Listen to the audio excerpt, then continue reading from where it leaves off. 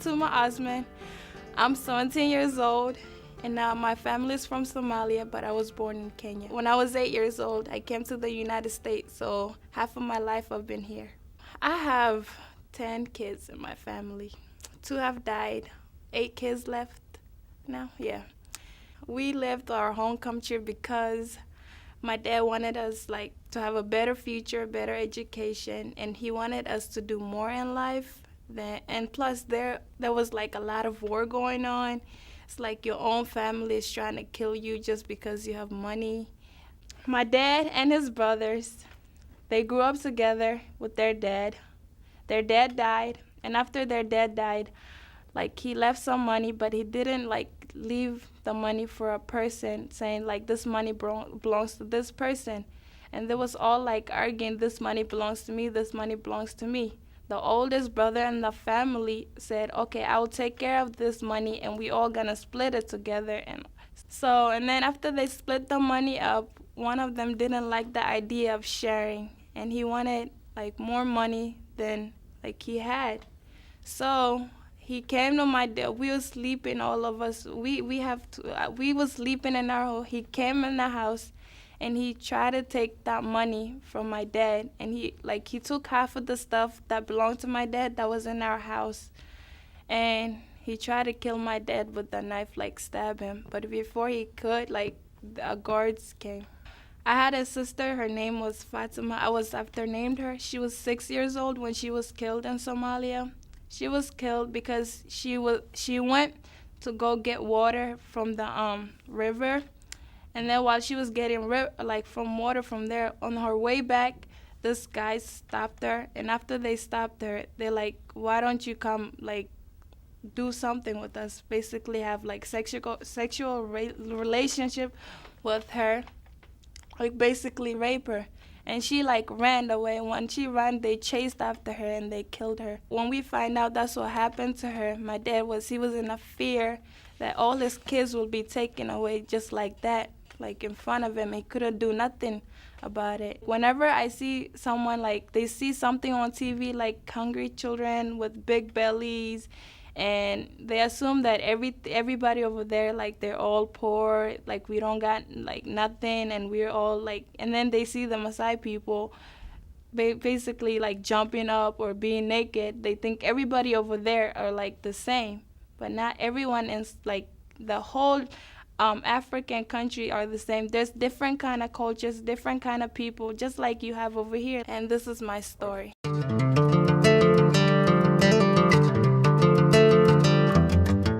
I had an unforgettable journey from Nepal to US. Don't know how I start from the beginning of my journey. It's not easy to come in US, especially for us. We were refugees, so didn't have enough money to come in US.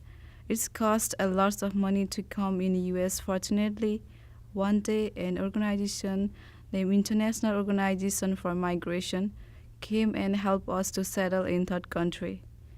Yeah, third country. My parents were born in Bhutan. Bhutanese government kicked them out from Bhutan. Then they came in Nepal. My parents were living a beautiful life. One day, Bhutanese government people started to kill it, Nepalese, and girls had to send it to army house to work. If girls' parents didn't send their daughter, they came and killed it in front of their parent. For boys, they had to join in army, so Bhutanese government have enough soldier for battle. In few days, all people who didn't go to the government wanted, they got threat and they had to leave the country or they had to die. To come in US, we had to start process step by step. It's take almost 1 to 2 years. The day had to leave came and everyone was sad. We didn't like to leave, but no any choice left. The day we leave our camp, I was so sad. I cried and I cried. When I saw plane, I was surprised because the plane was so big that I didn't even saw in my dream. We had flight from Delhi to some European place, but I don't remember. We had to took multiple planes, so I don't remember everything. When we landed in New York, only our family was there. When we made an entrance In a hotel, I was amazed to see hotel. When we enter in room, I was surprised to see computer, TV, and telephone in room.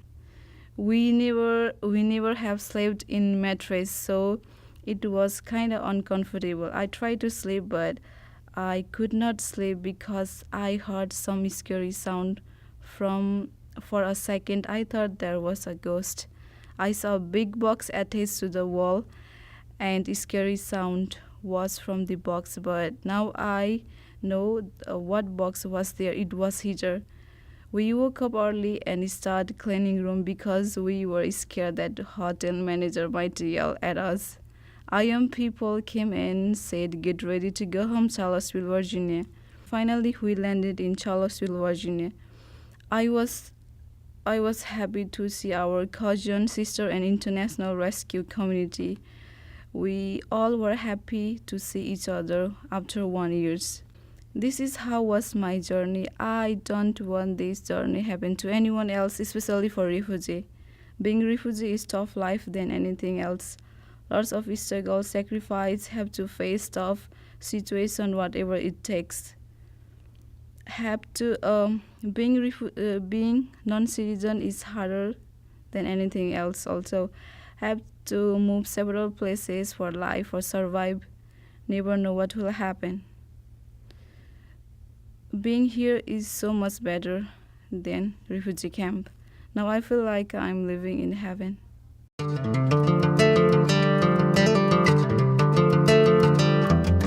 My name is Atikola, and I'm from Afghanistan, and I moved to United States in 2011, and I'm a sophomore. Hey, my name is Nargis. I'm from Afghanistan. I'm 17 years old and I'm a junior. Well, we live with my uncle together, and then the thing was that situation in Afghanistan, it was a war. When my dad called us and he said that you are going to come to the United States, and then the first thing we did was we left our homeland, we went to Pakistan, and then we stayed in Pakistan for 2 years. From Pakistan we flew to the London, then from London we flew to Virginia. The day we arrived to, like, our flight was on May 4th or something. The same thing, Osama bin Laden got He killed died. by Americans, so it was very scary. We really liked Virginia because the first thing was that we finally got to live with our father, and the second thing was the place and the environment were very beautiful. The most thing I miss is my family, my cousins, my friends, and I miss everything. Afghanistan, the way we used to play there. I mean, my family, we were all together, play with my cousins, and that's what I miss the most. It is really different. I mean, the way people live here and the way people live in Afghanistan. There is no war. I mean, we have more protection in US than Afghanistan. Well, Afghanistan is a great place. Afghanistan is a great place to live, but for the war, the thing is going on, like terrorism.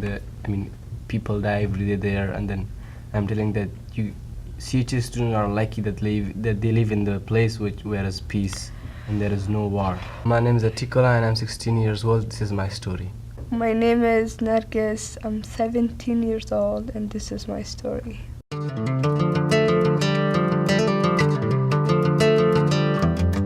I was born in Nepal and I grew up in Nepal. I have 5 family members, and home was pretty fun. I lived in 2009, and I want to get a better future in here, United States. I miss the mountains. I miss my friends and cousins and families. Basically people, and some of them are nice, some of them are not that, but it works. It's working. I'm getting there. I'm Anurag, and I'm 18 years old, and I like to play soccer. And this is my story.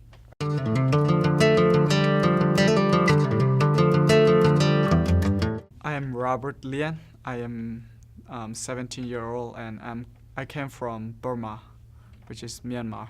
I have one sister and 2 brothers, and I live in Chin State. My parents doesn't really tell us about that. They just said to me we are going to leave Burma, and then we went to Malaysia. It is a lot better than Burma, and then it's easier to live. It's better life, but we don't actually have that much freedom. When we were in Malaysia, we know about refugee program. We went there, and then we registered there, and then we went. We wait 2 years, and then we came here. My grandparents still alive, so they are in Burma. They still live in Burma. The alarm clock went off. I looked out the window. It was a beautiful morning and an excited day. On the first week of May, I was really excited because it was the graduation of my class. I never graduate from school or computer class or any other class. As the time came closer to graduate, I became more and more excited. I went to the auditorium, and there were a lot of fans in the bleacher. I was kind of nervous, but also very excited. The principal started to speak. He said, I have a vision for the people who are graduate today. Some people will become a great man and woman. Some people will have a hard time. Please be continue what you are now. If you can dream it, you can do it. He said that. While he's speaking, I heard a gunshot sound from my backside. I turned my head back and nothing happened, but I turned my head back to the front. The principal was fell down to the floor. Everyone was shocked. I said to my friend Tuang Pi, what happened to the principal? I don't know. He said, I don't know. I think he got shot. Tuang Pi replied. I tried to go to the front and look at him, but I couldn't because the security were everywhere. I heard the sound of crying principal wife. I can't believe he got shot, and I was trying to think why he got shot. And the ambulance came to the auditorium, and they picked up to the principal. When they get the hospital, the principal had stopped breathing. He left this world and his family. And on Sunday, I and my teacher, one of my teacher, we went to the church for the principal funeral. The principal has 2 kids. They cry to their dad. They call him every time, but they don't reply. There is no answer from their dads. And then they still call him. They said, Dad, why you still sit?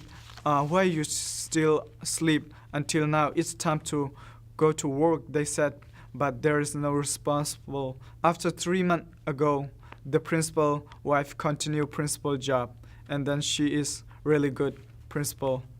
I really like CHS because I think they are really friendly, and then I think they are really nice to me. Yeah, I really like CHS.